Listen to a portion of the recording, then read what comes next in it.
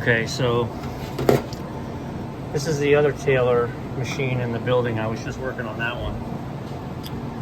They, as we were going to leave, they said, well, what about this side? I don't know anything about this side. And they said, well, it hasn't frozen in days. It doesn't work. So it's on auto. And I'm definitely getting liquid, not nice frozen stuff. I do have, my plugs are in. My beater is spinning, so I know I've got my voltage, right? I've got a coupler, so I know my beater is spinning. Hey, press the stop button for me. Yeah, stop it. Looky there, folks. That coupler is also broken in half. Or it's buried in grease. Start it up again? No. This has got to be buried in grease. See how it looks like it's broken though? Alright, that's funny.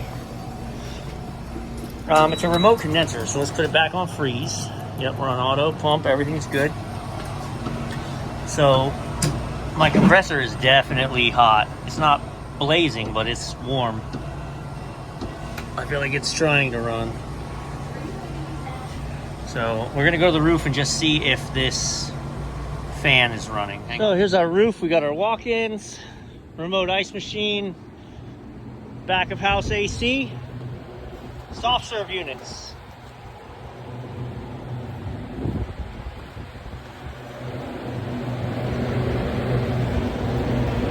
They're all running. That's interesting. So this should be our barrel, right?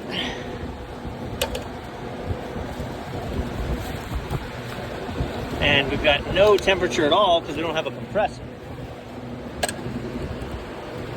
This one I've got hot coming up, cold going down. So, yeah, it thinks it's running. Right, so welcome behind the curtain. So if we take this left side, one of these is the compressor and one is the beater. So if we put it in wash, that one pulls in. So there's our beater. So we know this is our, and it doesn't engage. It's trying. So you may be off on a low pressure switch. Could be. Could be off on a low pressure. Oh, what you hear is the solenoid being activated, actually. Yeah, so just talking through it. Our compressor won't start. It's three-phase, so there's no start components. So now we need to check, is my contactor good all the way across? Oh, I dropped my chopsticks. Oh, let's try this again. All right, 1 to 3, 2 to 12. This is inbound power. 1 to 2, 2 to 3. Okay, now we're gonna engage this.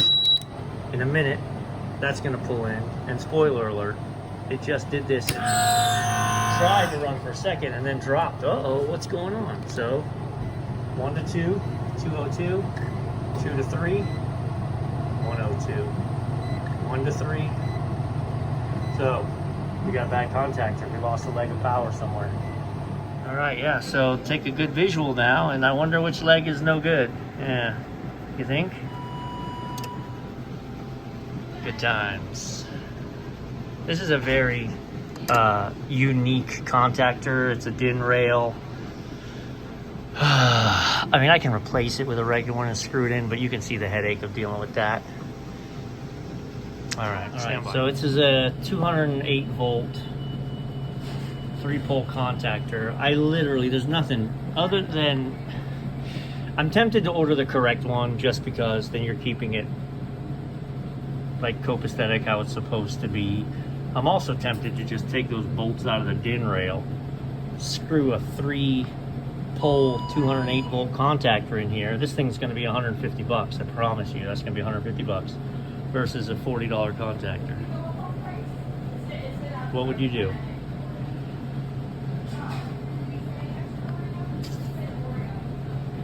We're gonna go non-OEM because this is one of my locations and I can.